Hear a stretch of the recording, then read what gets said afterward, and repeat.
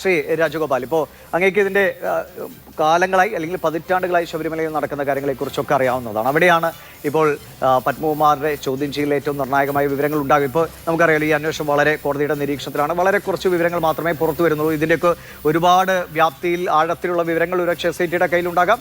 അത് കോടതിയിൽ എത്തുന്ന മുറയ്ക്ക് നമുക്ക് കിട്ടുമെന്ന് പ്രതീക്ഷ. എങ്കിലും നിലവിൽ ഈ ഘട്ടത്തിൽ പത്മകുമാർ തന്നെ പറഞ്ഞ വാക്കുകൾ, അദ്ദേഹത്തിനെ തന്നെ തിരിച്ചു കുത്തുന്ന ഈ വാക്കുകൾ, ഈ ദൈവതുല്യരടക്കമുള്ള വിശേഷണങ്ങൾ, അതൊക്കെ കൃത്യമായ ഒരു വലിയ സംഘടിതമായ ഒരു സംവിധാനം ഇതിന് പിന്നിൽ ഉണ്ടായിരുന്നു എന്ന് വെളിവാക്കുന്നതല്ലേ?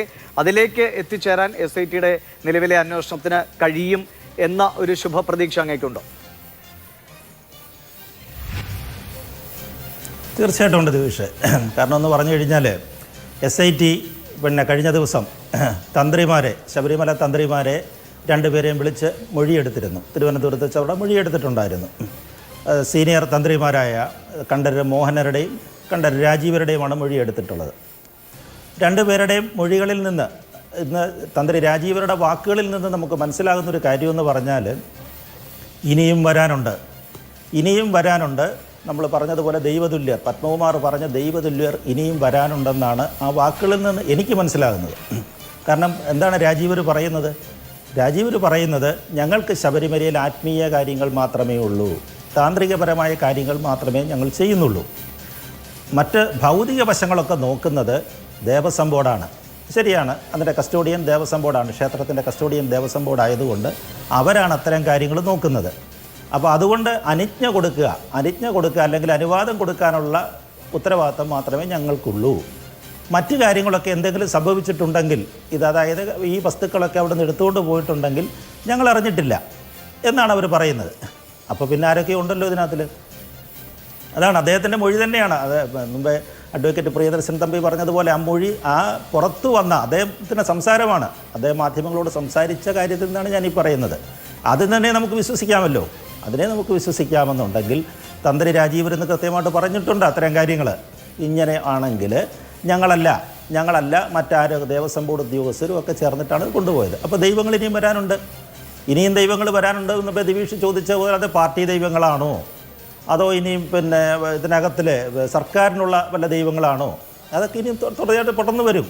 കാരണം ഇന്ന് കൃത്യമായിട്ട് മൊഴി എടുത്തുകൊണ്ടിരിക്കുകയാണ്, പത്മകുമാറിൻ്റെ മൊഴി എടുത്തുകൊണ്ടിരിക്കുകയാണ്. SIT ആദ്യം പ്രാഥമികമായ ചില ചോദ്യം ചെയ്യലുകളൊക്കെ ഉണ്ടായിട്ടുള്ളൂ. ഇന്ന് വളരെ വിശദമായിട്ട് അദ്ദേഹത്തെ അവരുടെ കസ്റ്റഡിയിൽ വാങ്ങിച്ചിട്ടുണ്ട്. നാളെ വരെയാണ് സമയം. നാളെ വൈകുന്നേരം 6 മണി വരെ ഉള്ള കാര്യങ്ങൾക്കിടയിൽ പത്മകുമാർ പറയുമെന്നാണ് എനിക്ക് തോന്നുന്നത്.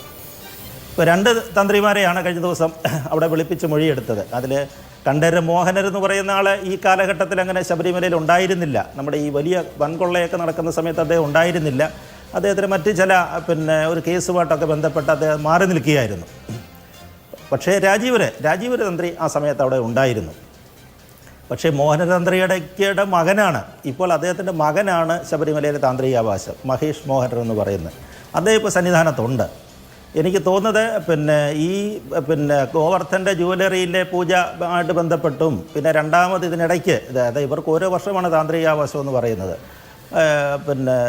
അതിൽ ഒരാൾ 2 തവണ വരികയും ചെയ്യും. കാരണം മറ്റേ ഒരു മൂത്ത ആളിൻ്റെ പെൺമക്കൾ മാത്രമായതുകൊണ്ട് ഒരു തന്ത്രിക്ക് 2 തവണ താന്ത്രികാവാസം ഇവിടെ കിട്ടുന്നുണ്ട്.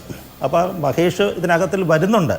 ഒരുപക്ഷെ മഹേഷിനെ ഇപ്പോൾ വിളിക്കുകയോ ചോദ്യം ഒന്നും ചെയ്യാത്തടാത്തത് അല്ല മൊഴിയെടുക്കാത്തത്. ശബരിമല നട തുറന്നിരിക്കുകയാണല്ലോ. ഇപ്പം നിലവിൽ അദ്ദേഹമാണ് തന്ത്രി അവിടെ. അതുകൊണ്ടായിരിക്കാം അദ്ദേഹത്തെ ചിലപ്പോൾ അന്വേഷിക്കുമായിരിക്കും. അദ്ദേഹത്തിനെ കാണാൻ പ്രശാന്തിൻ്റെയും കാലത്തും ഒക്കെ ഇത് രണ്ടാമത് ഇളക്കിക്കൊണ്ട് പോകുന്ന സമയങ്ങളിലൊക്കെ ഉള്ള ചില കാര്യങ്ങളിൽ സംശയം നിവൃത്തി വരുത്താനായിട്ട് അദ്ദേഹത്തെ വിളിക്കുമെന്നാണ് എനിക്ക് തോന്നുന്നത്. അതേപോലെ തന്നെയാണ് തന്ത്രി രാജീവരുടെ മറ്റൊരു നിങ്ങളോട് സംസാരിച്ച കൂട്ടത്തിലാണോ അതോ ചാനൽ പുറത്തു വന്ന വാർത്തകൾ പ്രകാരമാണെങ്കിൽ അവർ പറയുന്നത് ഞങ്ങൾ ദൈവഹിതം നോക്കിയ ശേഷമാണ് ഇതിന് അനുമതി കൊടുത്തെന്ന് പറയുന്നു. അതൊരു കുരുക്കാണ്. അതിന് രാജീവിനൊരു കുരുക്കായിട്ട് മാറും. കാരണം ദൈവഹിതം നോക്കുന്നത് എങ്ങനെയാണ്? ദൈവഹിതം നോക്കണമെന്നുള്ള ദേവപ്രശ്നം നടക്കണം. അങ്ങനെയാണല്ലോ നമ്മൾ തന്ത്രശാസ്ത്രമൊക്കെ പറയുന്നത്. എങ്ങനെയാണ്? പ്രത്യേകിച്ച് രാഹുൽ അവിടെ ഉണ്ട്, രാഹുലിന് അറിയാനിരിക്കും. അപ്പോൾ അവിടെ ശബരിമലയിൽ ദേവപ്രശ്നം നടന്നിട്ടുണ്ട്. എൻ്റെ അറിവിലില്ല. ഞാൻ അങ്ങയിലേക്ക് വരാം.